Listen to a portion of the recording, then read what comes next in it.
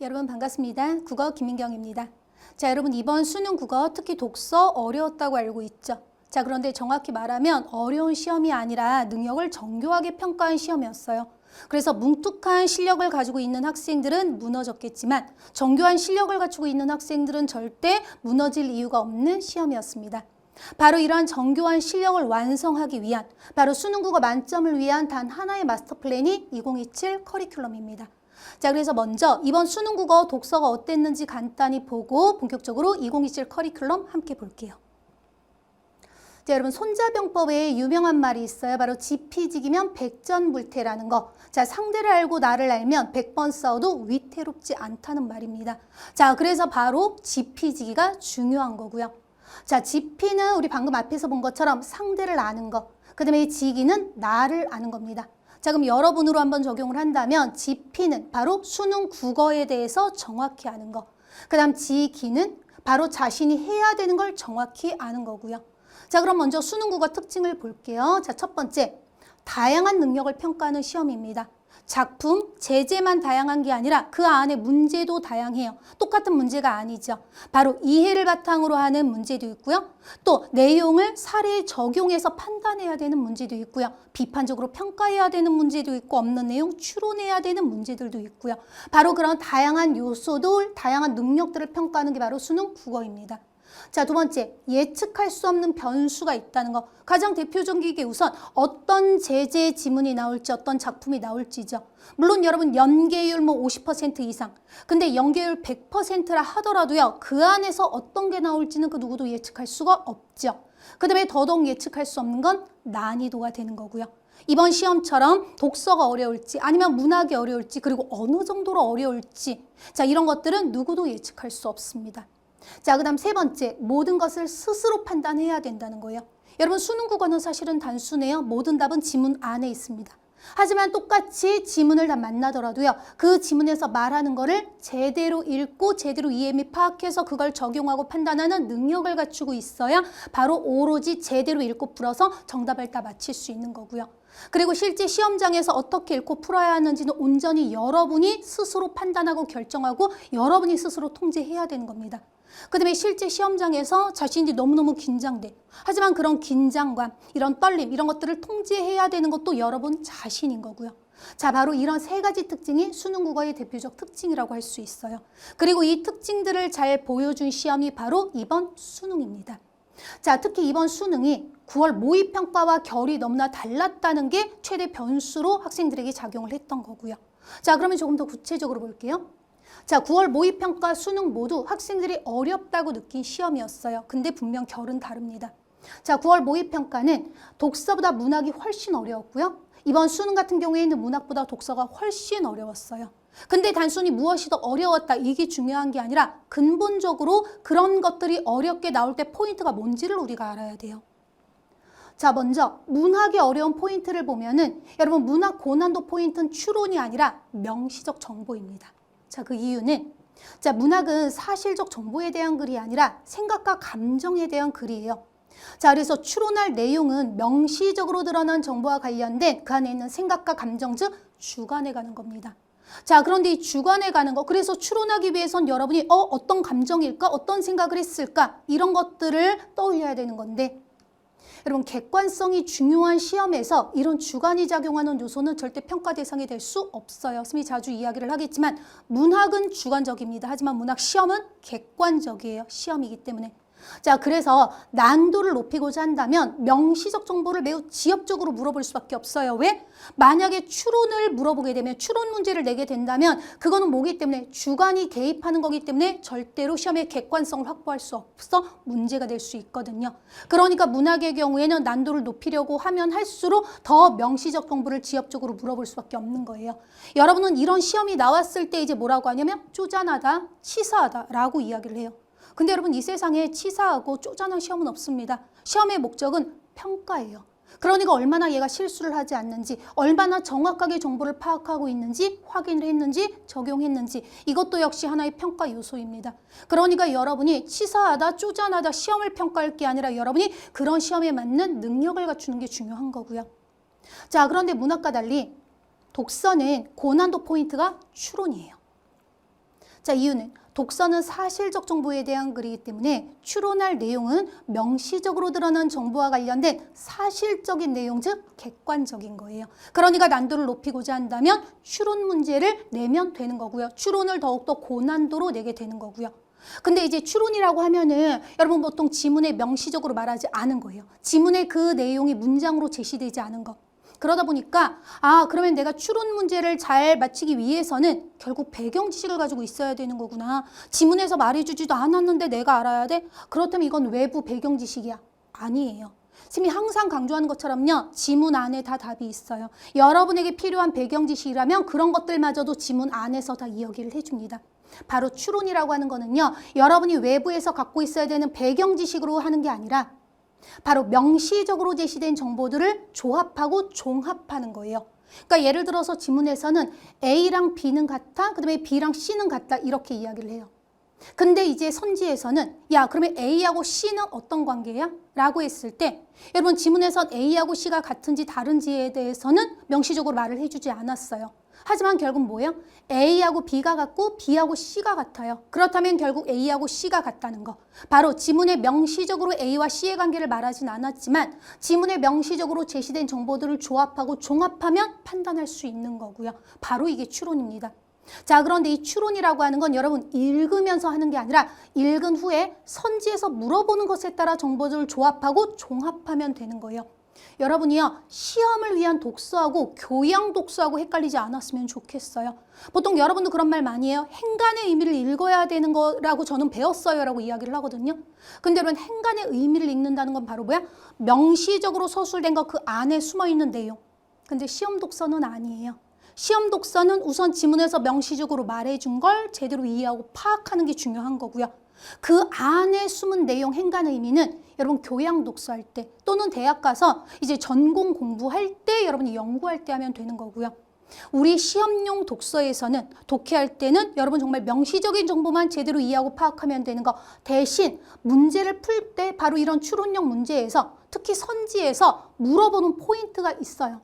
그럼 여러분이 그 선지에 나온 그 포인트를 잡아서 A에 대해서 바로 선지에서 A가 어떠어떠하다 설명하니까 그러면 지문에서 A와 관련된 내용들을 바탕으로 판단하면 되겠구나. 그 과정이 여러분 추론이에요. 그러니까 절대로 교양 독서 아니면 어떤 전문 독서하고는 다르다는 거. 시험용 독서 독해는요. 읽을 때 추론하는 게 아니라 문제를 풀 때 선지에서 제시하는 방향에 따라서 여러분이 정보를 조합하고 종합하면 된다는 거 명심해야 되고요. 자, 그러면 이번 수능 독서 본 수업에서 이제 구체적으로 우리가 다 배우고 훈련하겠지만 먼저 특징만 간단히 볼게요. 자, 먼저 4에서 9번 지문의 경우에는 사회제재였고요. 자, 가지문은 법 해석의 다양한 방법이 핵심이었어요. 맥락에 따라 의미들이 다르게 해석될 수 있다라고 하면서 그 예로 담보를 제시했습니다. 자, 그래서 담보를 제시하면서 담보 그 맥락으로 이제 유상계약과 채권 관련 내용을 제시해요. 그러면서 그 안에서 이제 유상계약과 관련된 내용, 채권과 관련된 내용을 구체적으로 서술을 하고요. 그런데 여러분 핵심은 결국 법 해석의 다양한 방법 그 측면에서 담보를 예로 하면서 설명을 했다는 거. 그러니까 여러분이 읽으면서요. 유상계약과 관련된 내용 자체를 완벽하게 머리에 넣어야 되고 채권과 관련된 내용을 명확하게 분명하게 완전히 숙지해야 되고 이거 아니었어요. 예로 제시했기 때문에 여러분이 해야 되는 건 어떤 거? 바로 담보를 지금 이렇게 이런 측면에서 이야기를 했고 그것과 관련해 구체적인 내용이 서술됐다는 바로 이런 정보들을 파악하고 이런 서술의 흐름을 파악하는 게 중심이었습니다. 자, 나아지문의 경우에는 보증과 관련된 내용이 핵심이었어요. 자, 우선 보증과 관련된 기본 개념 설명하고요. 그 다음 보증 계약과 관련한 이제 일반적인 법 규정 내용을 설명해요. 그러고 나서 이제 특별한 경우 그리고 예외적인 경우에 대해 설명을 하는 거고요. 근데 이거는 사실은 많이 나오는 지금까지 기출의 법 지문의 전형적인 특징이라고 할 수 있어요. 근데 이렇게 전형적인 특징이라고 하면은 역시 뭔가 어떤 기출, 과거 기출을 통해서 어떤 틀을 내가 알면 훨씬 좋겠구나라고 생각하는 경우 있는데 아니에요. 선생님이 앞으로도 항상 자주 이야기를 할 텐데 여러분 글은요 10명이 글을 쓰면 글의 종류는 10종류고요 100명이 글을 쓰면 100종류예요. 여러분 똑같은 급식을 먹었어도 여러분에게 그 급식을 제재로 급식을 소재로 글을 쓰라고 하면 다 달라요. 두 갈식으로 글을 쓰라고 해도 다 달라요. 그러니까 지문도 역시 마찬가지. 여러분이 어떤 틀을 가지고 지문을 읽는 게 아니라 온전히 지문이 뭐를 말하는지, 어떻게 말하는지, 어떤 것들을 설명하는지 온전히 지문이 말해주는 걸 알아듣고 제대로 알아보는 거. 이게 진짜 독해력입니다. 그래서 여러분이 그렇게 읽어줘야 되고, 그리고 쌤이 방금 말했던 전형적인 법지문 특징인 거는 법지문의 특징이기 때문이 아니라 법 자체의 특징과 관련이 있어요. 여러분, 법이라고 하는 거는 우리가 지켜야 되는 어떤 원칙 규정이죠. 그런데 우리 일상생활은요, 하나의 틀만 있는 게 아니잖아요. 여러 가지 경우, 여러 가지 상황, 바로 케바케예요. 그렇기 때문에 법도, 법 규정을 보더라도요, 기본적으로 무엇 해야 된다라고 하는 것만 있는 게 아니라 그것의 추가적인 내용으로, 그런데 이런 경우일 땐 이렇게 하고 저런 경우일 땐 저렇게 하고, 또 예외적으로 이런 경우에는 적용하지 않고, 이런 케바케에 해당하는 내용들이 다 있어요. 그러니까 그런 법 지문을 바탕으로 그 법 규정을 바탕으로 하는 지문이 이런 특징을 가질 수밖에 없는 거고요. 그러니까 여러분이 여기서 해야 되는 거, 역시 쌤이 본 수업에서 자주 이야기할 텐데, 여러분 변호사 시험 보는 거 아니거든요. 그러니까 어떤 법에 대해서 이야기했을 때 여러분이 그 법 규정 자체를 달달 외우고 있어야 되는 건 아니에요. 여러분이 해야 되는 건 무엇과 관련한 법을 이야기하고 기본적으로 이 법이 어떤 특징이 있는지, 그리고 그런데 그 기본적인 내용만 말한 게 아니라 경우에 따라서 그다음에 예외적인 것들은 어떤 것들이 있는지를 이야기했다. 바로 그런 것들을 파악하고 그런 서술의 흐름을 여러분이 알고 있는 거, 그게 먼저입니다. 이 지문이 딱 그런 특징이고요. 자, 그래서 예외적인 경우 설명하고 예외적인 경우와 관련해 이젠 특정 법 규정 적용 여부는 또 해석 방법에 따라 다를 수 있다라고 이야기를 해요. 자, 그래서 여러분 언뜻 보면은 어쨌든 가하고 나가 비슷한 내용들 담고 있다라고 생각을 해. 그래서 이제 가나 지문이 나오면 둘을 반드시 연결을 해서 이해를 해야 된다고 생각하거든요. 아니에요. 여러분, 둘을 연결해서 이해를 해야 되는 거라면 애초에 한 지문으로 구성을 했지 나눠놓지 않겠죠. 그러니까 여러분이 읽을 때는 각 지문에 여러분이 집중해주면 돼요. 나를 읽으면서 여러분이 억지로 가하고 연결하려고 하지는 마세요. 온전히 여러분 지문이 말해주는 것만 제대로 알아들으면 되는 거거든요.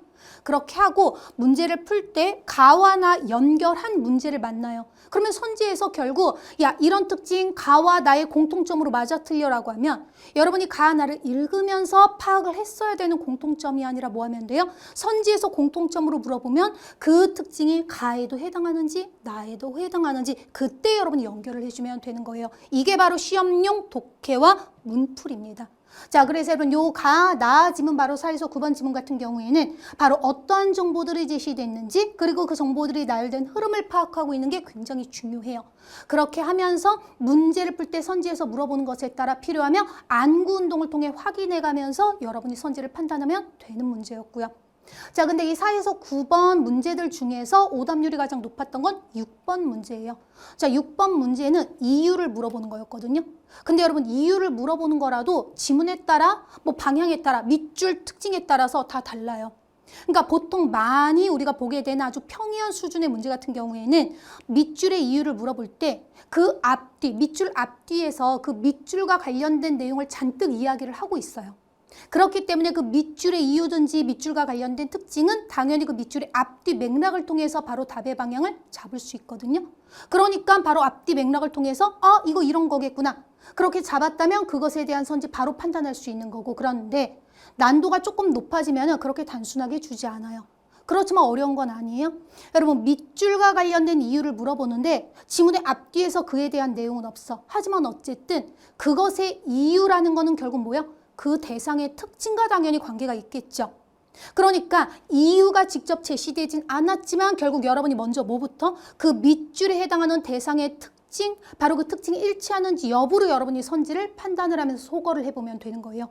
그래서 6번 선지들 같은 경우에는 아예 지문에 서술된 내용에 어긋나든지 아니면 지문에 아예 없는 내용이든지, 그런데 딱 하나는 명확하게 지문에 서술된 그런 내용, 그런 특징을 가지고 있거든요. 그래서 그런 선지를 바로 딱 골라줄 수 있는 거 절대 어려운 문제가 아니었습니다. 접근 방법이 유연하지 못하고 접근 방법, 그런 능력이 정교하지 못해서 많이들 어렵게 느끼는 거예요. 자, 다음 10에서 13번 지문을 보면요. 자, 과학기술 지문이었고요. 자, 열팽창 개념을 먼저 제시한 다음에 그중 선형 열팽창에 이제 초점 맞춰 이야기를 해요. 자, 그래서 그걸 구하는 공식 등 기본적인 특징들을 설명을 하고요. 그 다음에 앞에서 말한 이런 선형 열팽창 특징과 관련해 띠를 만들 경우의 특징을 설명을 해요. 그런데 띠를 만들 경우 특징은 우선 명확하게 나온 건 휘어진다는 거였거든요. 그러고 나선 그 휘는 특징과 관련해 곡률과 휘 민감도라고 하는 바로 이런 개념 특징을 설명을 해요. 그리고 이제 이런 휘는 특징을 이용한 장치가 있다고 하면서 액추에이터를 제시하고 그 장치의 특징에 대한 구체적인 설명이 나옵니다. 그래서 언뜻 봤을 때는 굉장히 많은 개념들이 들어가 있고 정보량이 많다고 느낄 수 있어요. 그런데 여기서 중요한 건 이것도 역시 마찬가지. 여러분이 여기에 나온 모든 개념을 알아야 되는 거 아니에요. 여러분이 이걸 다 머리에 넣고 있어야 되는 건 아니에요. 왜? 여러분 암기를 해야 되는 거는 눈앞에 정보가 없을 때예요. 근데 우리 시험은 여러분 시험 끝날 때까지 눈앞에 정보가 있어요. 그러니까 여러분이 억지로 외우려고 암기해서는 안 되는 거. 지문의 서술에 따라 이해를 하면 그 이해를 바탕으로 머리에 흔적이 남는 거. 또는 계속 지문에서 반복적으로 이야기를 해줘요. 그러면 내가 암기하려고 해서가 아니라 지문에서 야 A야. 처음에 그냥 A구나. 그 다음 다시 또 A야. 오 A. 다시 또 AA. 반복을 통해서 여러분이 자연스럽게 머리에 흔적을 남기게 되는, 바로 그렇게 기억하게 되는 그런 식으로 여러분 머리에 기억이 남는 거지 억지로 암기하려고 해서는 안 되는 거예요. 지문이 뭘 말했는지를 여러분이 제대로 알아듣는 게 중요한 거고요. 자, 그래서 이 지문의 경우에는요. 그냥 단순히 정보를 나열한 게 아니라 어떤 특징을 가지고 있다? 지금 이런 특징 보면 열팽창, 그중에 선형 열팽창. 그리고 앞에서 특징 말했는데 그 특징과 관련해 이제 띠를 만들 경우. 근데 띠를 만들 경우 특징으로 휘는 거 나왔고요. 그 휘는 특징과 관련한 이런 개념들. 그 다음에 이런 특징을 이용한 장치. 그러면서 그 장치의 특징. 근데 결국 이 장치의 특징도 앞에서 말한 이런 특징과 다 관계가 있거든요. 그러니까 일종의 반복적으로 힘의 특징이 나온다고 할 수 있어요. 그래서 그 반복을 통해서 아 얘가 이런 원리로 되어 있는 거구나라는 걸 충분히 이해할 수 있게 설명을 해준 지문이고요. 그리고 최악의 경우에도 항상 최악의 경우도 고려하면서 안구 운동할 수 있어야 된다고 이야기를 하잖아.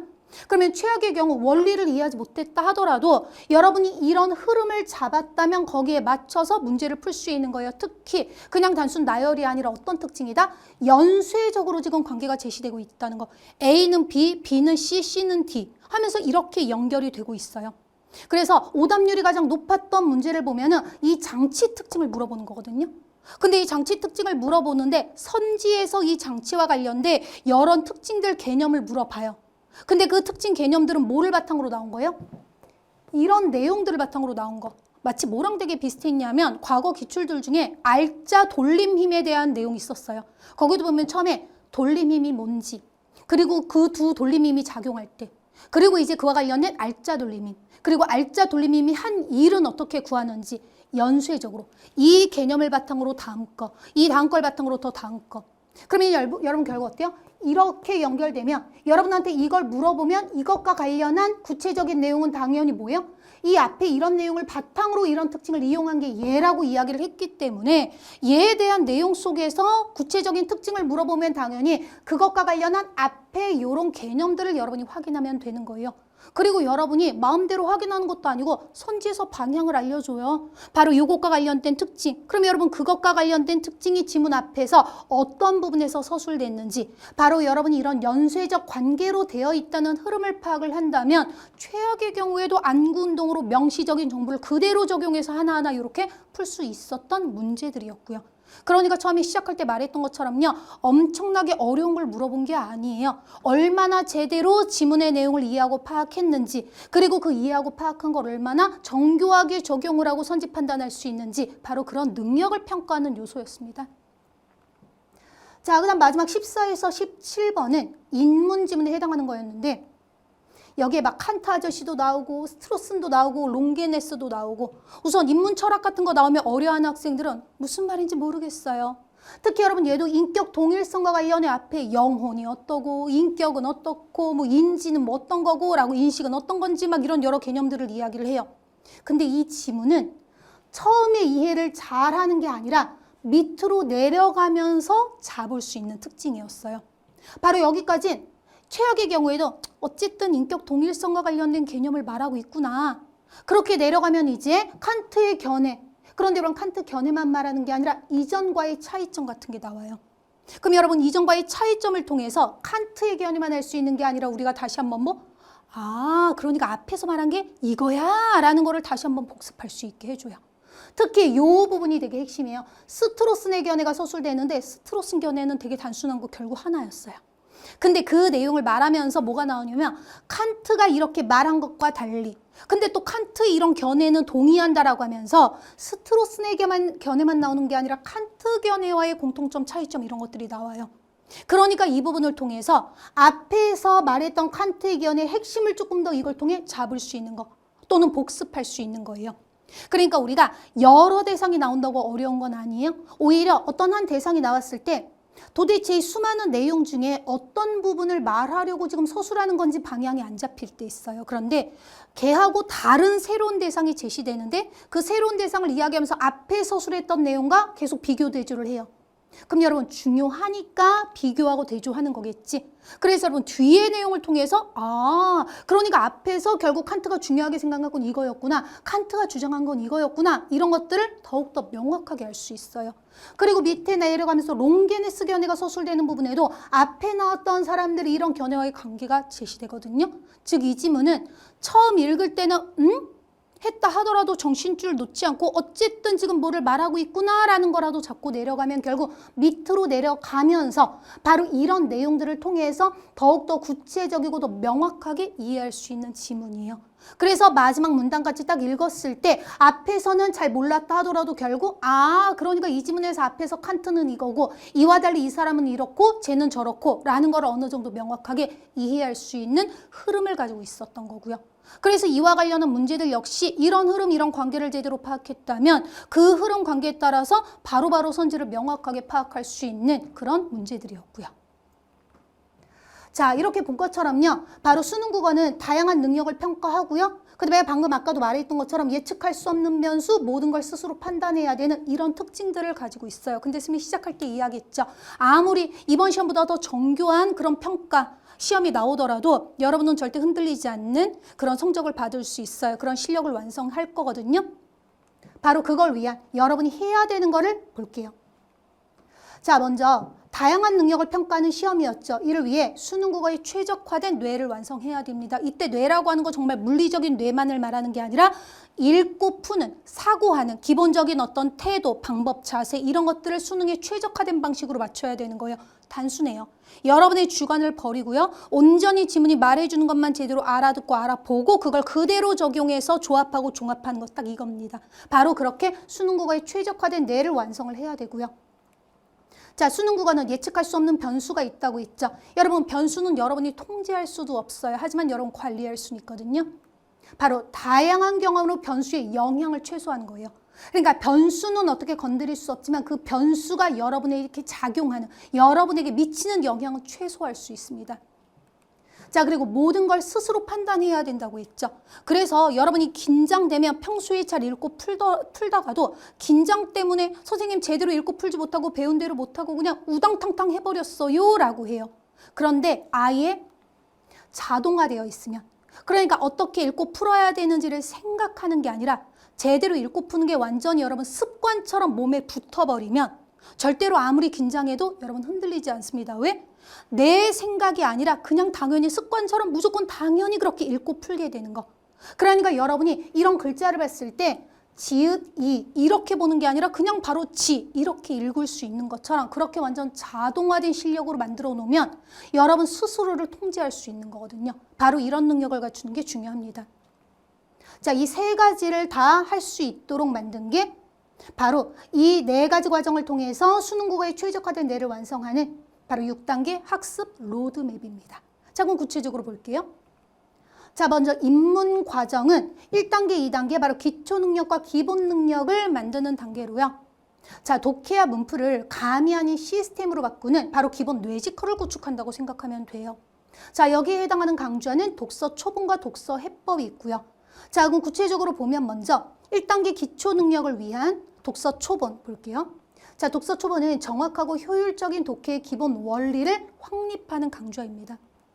자, 미시 독해, 상향식 독해, 그러니까 문장 단위를 여러분이 정확하게 이해해야 하는 바로 그런 걸 통해 세부 정보를 파악하고 거시 독해, 하향식 독해라고 하거든요. 글 전체 어떤 틀, 흐름을 파악하는 거. 바로 이런 독해를 통해 글의 뼈대를 잡는 바로 이런 복합 훈련을 통해서 균형 잡힌 독해 시스템을 여러분 머릿속에 완벽하게 이식하는 그 단계라고 생각하면 돼요. 자, 모든 것들은 평가원 기출로 구성이 되고요. 자, 11월 개강에서 11월 완강 예정입니다. 총 20강으로 구성이 되고요.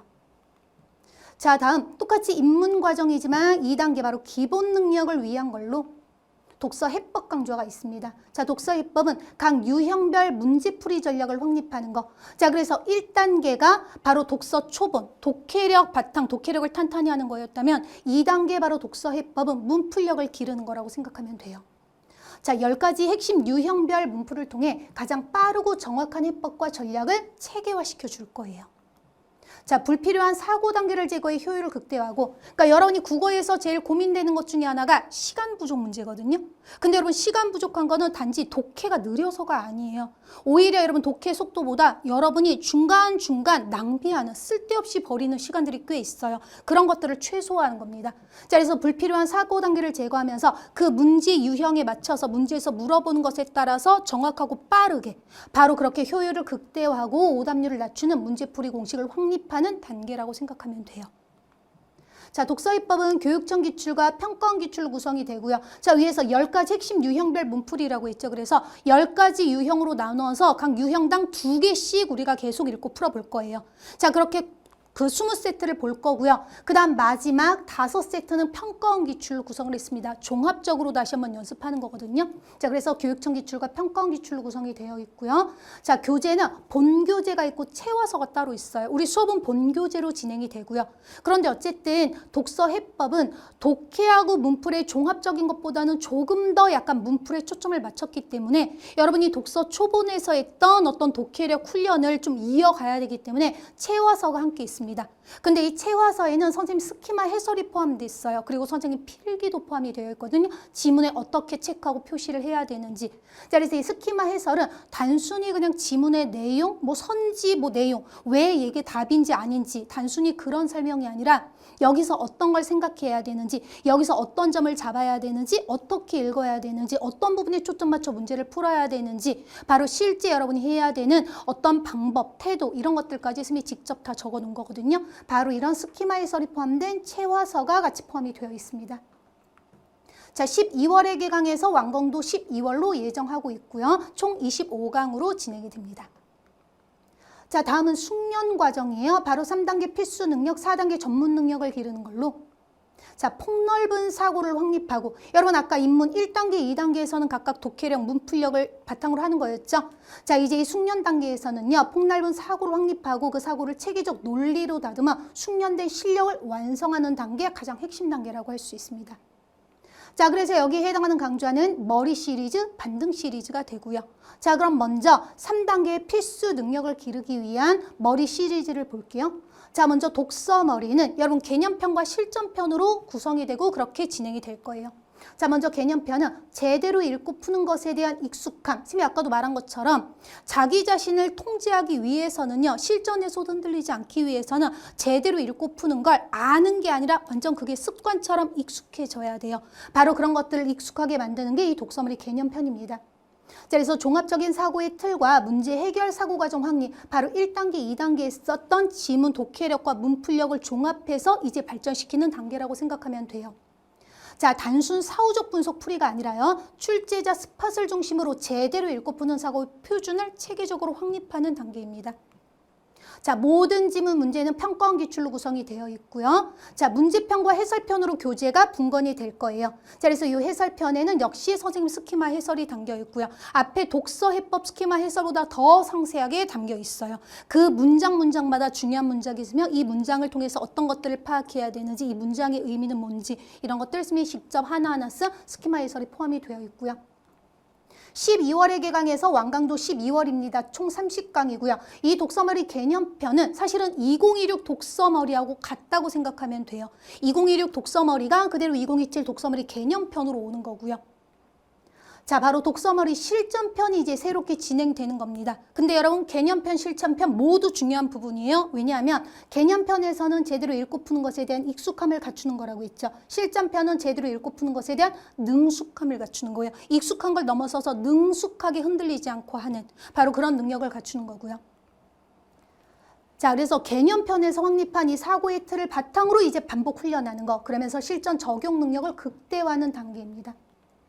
자, 문제 해결 능력의 자동화 훈련으로 방금 말한 것처럼 어때요? 그냥 익힌 걸 넘어서 능숙해. 아무리 긴장돼도 아무리 최악의 상황이라도 전혀 흔들림 없이 원래대로 그냥 당연히 습관처럼 제대로 읽고 푸는 거. 바로 그런 자동화 훈련을 통해서 독해와 문풀의 속도도 안정화시키는 거고요.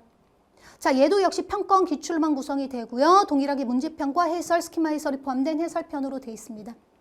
자, 1월에 개강하고요. 3월에 완강 예정이고 얘는 총 45강으로 진행이 됩니다.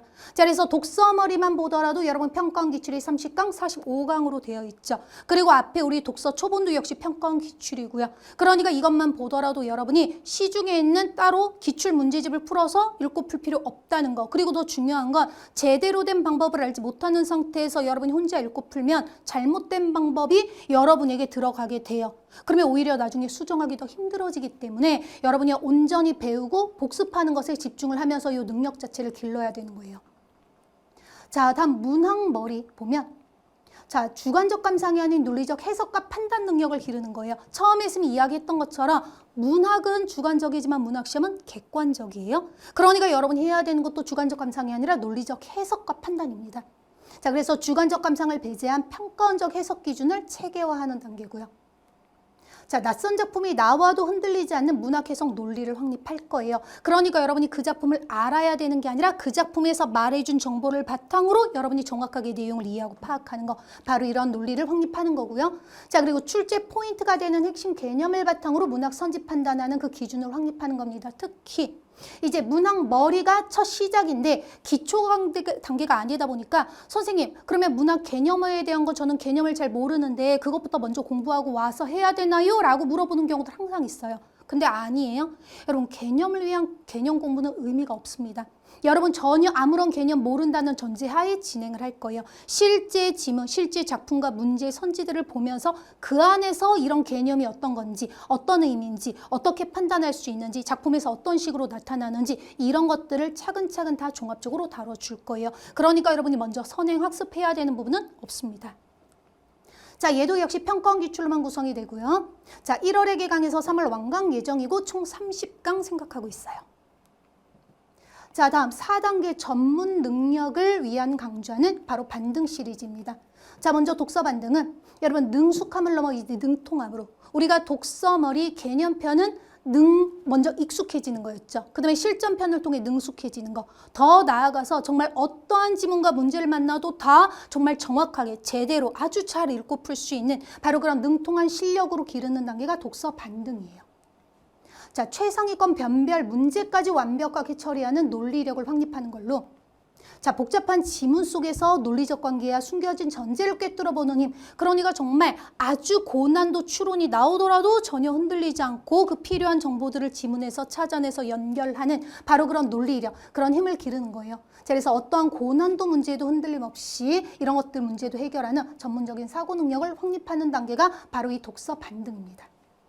자, 다 리트 언어 이해 기출로만 구성이 되고요. 자, 얘도 역시 문제편과 선생님 스키마 해설이 포함된 해설편으로 구성이 돼요. 자, 4월 개강에서 6월 완강 예정이고요. 총 40강으로 진행됩니다. 그래서 우리 리트 준비하는 학생들은 7월 시험 보기 전에 완강 다 해줄 거예요. 그러니까 걱정할 필요 없고요.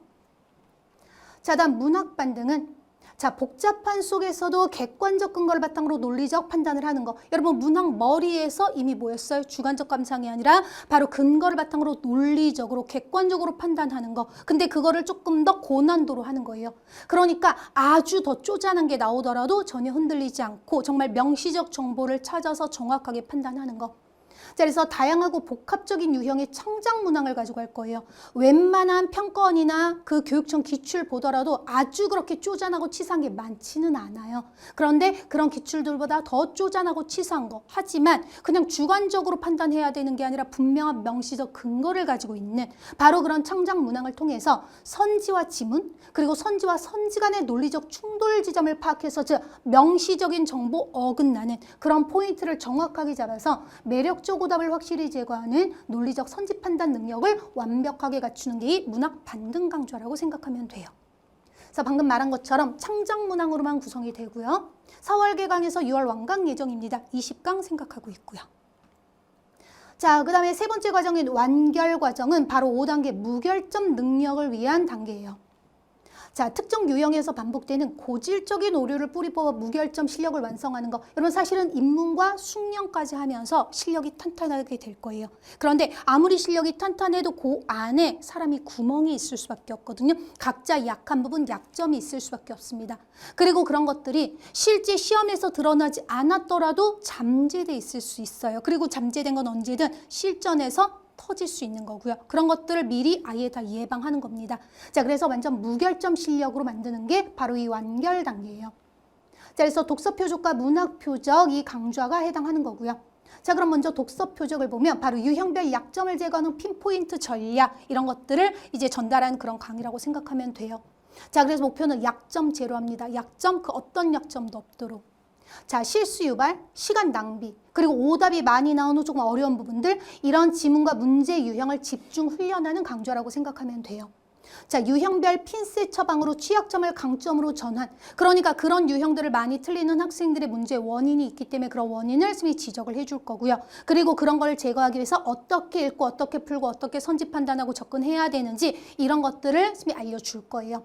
자, 그래서 사소한 실수의 가능성까지도 차단해서 정말 무결점 100% 실력 완성하는 단계라고 생각하면 됩니다. 자, 이 독서 표적은 피셋과 리트, 교육청 기출들을 모두 포함할 거고요. 자, 7월 개강에서 8월 완강 예정이고 20강 정도 생각하고 있어요. 자, 그 다음 문학 표적은 오류를 없애는 겁니다. 그러니까 여러분 어때요? 약점이 아니라 문학은 여러분은 실수라고 보통 말하는, 왜 실수라고 하냐면 명시적인 내용이 있는데 그걸 놓쳤거든. 근데 여러분 실수도 실력이거든요. 바로 여러분의 실수, 그런 오류 전혀 없게 만드는 게 이 문학 표적입니다. 자, 그래서 지문, 보기, 선지에 제시된 조건을 놓치지 않고 완벽하게 연결하는 훈련 집중하는 거고요. 자, 복잡한 조건, 낯선 작품에서 보통 이제 놓치는 부분들이 있어요. 명시적인 거 확인해야 되는데 그거를 확인 안 하는 부분들. 자, 이런 오류 다 차단할 수 있도록. 자, 그래서 평가원과 교육청 기출로 구성이 되고요. 자, 7월 개강, 얘도 역시 8월 완강 예정 20강 생각하고 있습니다. 자, 마지막 이제 완성 단계예요. 6단계 바로 실전 능력을 완벽하게 갖추는 단계. 자, 여러분 모든 훈련과 발전의 궁극적 목적은 그냥 내가 능력을 가지고 있는 게 아니라 그게 뭐로 이어져야 돼? 실전에서의 성공으로 이어져야 되는 겁니다. 그래서 여러분이 그 앞에서 배우고 훈련하면서 갖춘 여러분의 능력, 그 모든 능력을 완벽한 결과로 연결할 수 있는 바로 실전력을 완성하는 단계라고 생각하면 돼요. 자, 이걸 위한 강좌는 바로 정점 모의고사고요. 자, 바로 만점 완성을 위한 최종 리허설이라고 생각하면 됩니다. 자, 변수들을 통제하는 완벽한 실력과 강철 멘탈에 초점을 맞추는 거예요. 여러분 실력이 정말 완벽하면 그 어떤 변수, 그러니까 어떤 제재가 나오든 어떤 작품이 나오든 어떤 문제 유형이 나오든 사실은 상관없어요. 왜? 모든 답은 지문 안에 있기 때문에. 그렇게 압도적인 실력을 완성하면서 여러분 흔들리지 않는 강철 멘탈을 만드는 마지막 단계라고 생각하면 돼요. 자, 기출변형과 청정 문항으로 구성된 최종의 모의고사 연계 100%로 만들 겁니다. 자, 그래서 시간 배분, 집중력 유지, 멘탈 관리 등등 모든 실전에서 있을 수 있는 모든 변수를 스스로 통제하고 관리하는 훈련이 진행된다고 생각하면 돼요. 자, 그리고 압박감 속에서도 여러분 완벽하게 실력을 발휘해야 되죠. 바로 이런 걸 위한 실전력 강화 훈련. 그래서 아주 평이한 지문과 문제부터 아주 고난도 문제까지 다양하게 수록을 해놓을 거예요. 그래서 여러분이 실전에서 느낄 수 있는, 있을 수 있는 변수를 다 미리 경험할 수 있도록 바로 위에 나오는 것처럼 최종 리허설이에요. 그 어떤 것도 여러분이 미리 경험할 수 있도록 하는 게 이 정점 모의고사입니다. 그래서 여러분이 완성된 실력을 정점의 점수로 연결할 수 있도록. 자, 그래서 기출, 재구성, 변형, 그리고 창작 문항 함께 포함이 될 거고요. 이 기출에는 평가원, 교육청, 리트, 경찰대, 사관학교 모두 포함이 되어 있습니다. 그래서 그 문항을 그대로 쓸 수도 있지만 거의 변형할 거예요. 그래서 이런 걸 바탕으로 이제 재구성, 변형, 그 다음에 추가로 지문이나 문제 창작하는 거 다 포함이 될 겁니다. 자, 9월 개강에서 10월 완강 예정이고요. 자, 이렇게 우리는 독서 초본부터 정점 모의고사까지 차근차근 실력을 쌓아갈 거예요. 그래서 인문 숙련 완결, 마지막 실력 완성까지. 바로 이런 6단계 학습 로드맵을 통해서 앞에서 말했던 여러분이 수능 국어에 있어서 반드시 갖춰야 되는 능력, 이런 것들을 확실하게 완벽하게 만들어 줄 거고요. 그런데 추가로 바로 여러분 사실은 앞에 봤던 이 학습 로드맵만으로요. 수능 국어에 최적화된 내는 완성되고 나머지도 됩니다. 그런데 더욱더 여러분이 흔들리지 않도록 이 두 가지 측면을 더 강하게 만들어줄 그런 부분이 추가로 있어요. 바로 뇌를 활성화하는 굿모닝 루틴입니다. 여러분 이름에서도 이미 뭐예요? 굿모닝 루틴, 뭔가 아침에 하는 거다라는 생각이 들죠. 여러분도 알 거예요. 아침에 하는 게 중요하고 필요하다는 거, 뭐 미라클 모닝 이런 말도 있잖아요. 근데 막상 쉽진 않아요. 왜? 아침 시간 되게 몽롱할 수 있단 말이야. 그래서 뭔가 어려운 걸 하려고 하면 오히려 지치게 돼 있어요. 자, 여러분이 지치지 않고 대신 여러분의 뇌만 최대한 활성화할 수 있는 걸로 구성이 된 게 바로 굿모닝 루틴입니다. 자, 그럼 먼저 들어가기 전에 특징들을 보면 여러분 뇌 활성화에 있어서 되게 중요한 시간이 바로 아침이에요.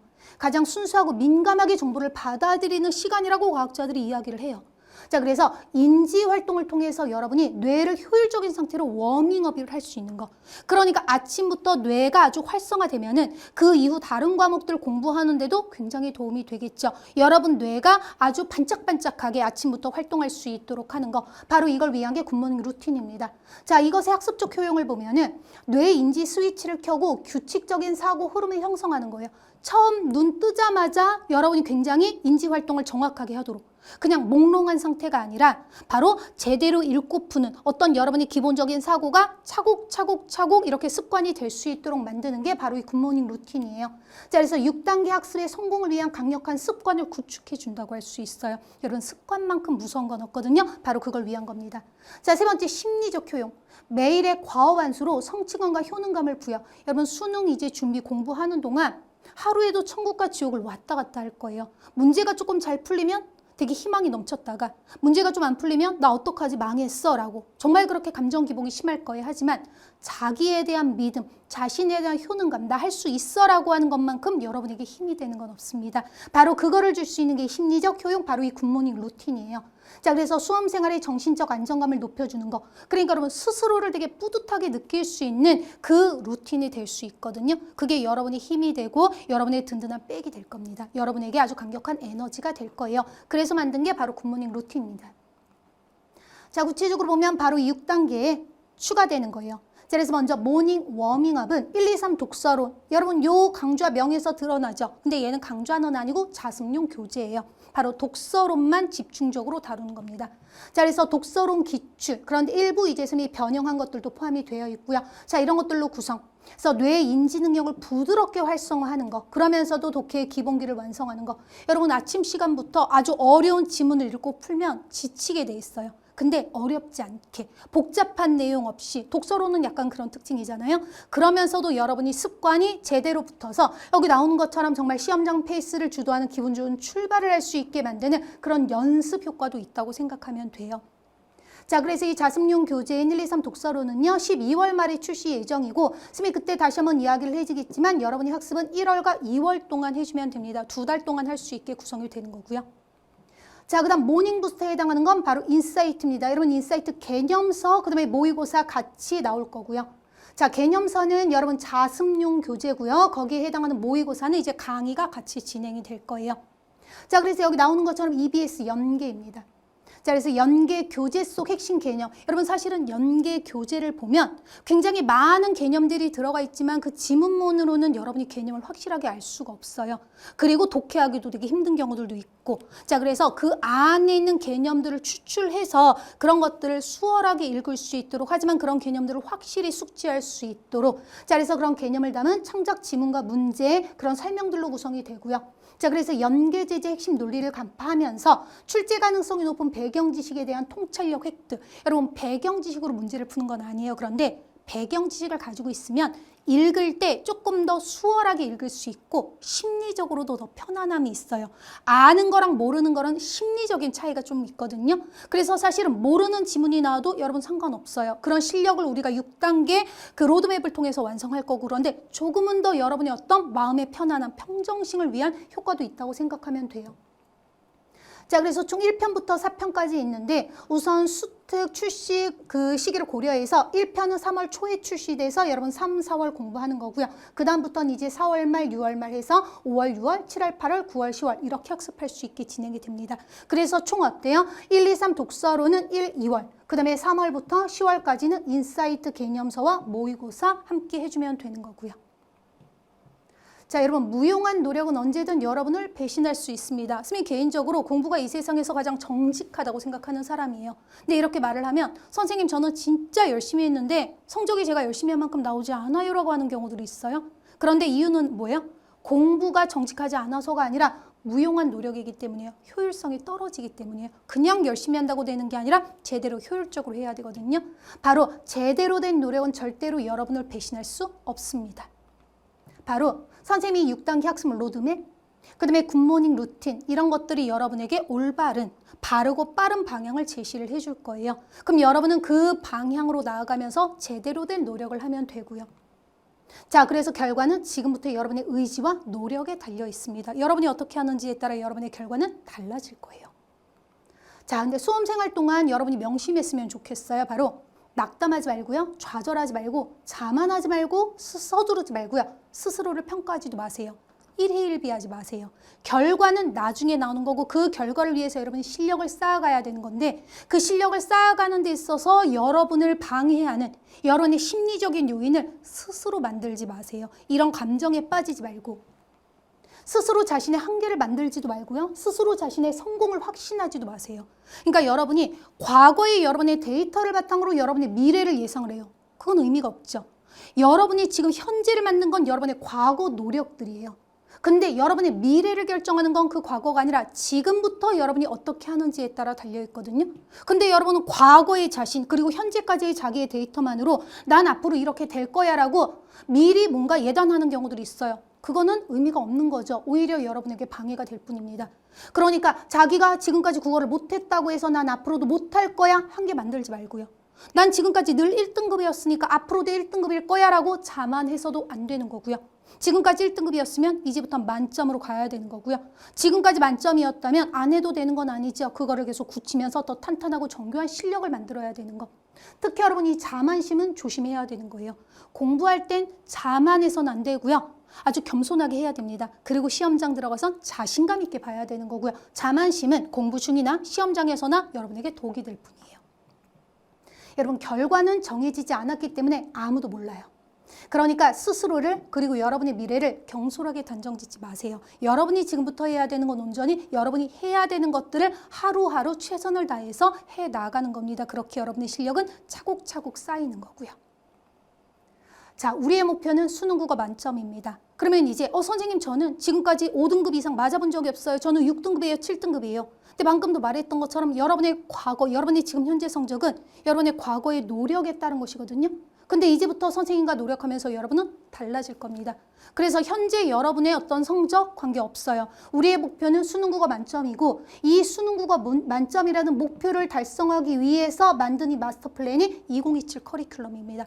그러니까 앞에서 말했던 것처럼 여러분은 온전히 제대로 노력하고 열심히 최선을 다해서 지치지 말고 그렇게 나아가면 되는 겁니다. 자, 그럼 본격적으로 이제 올해 공부 시작해 볼게요.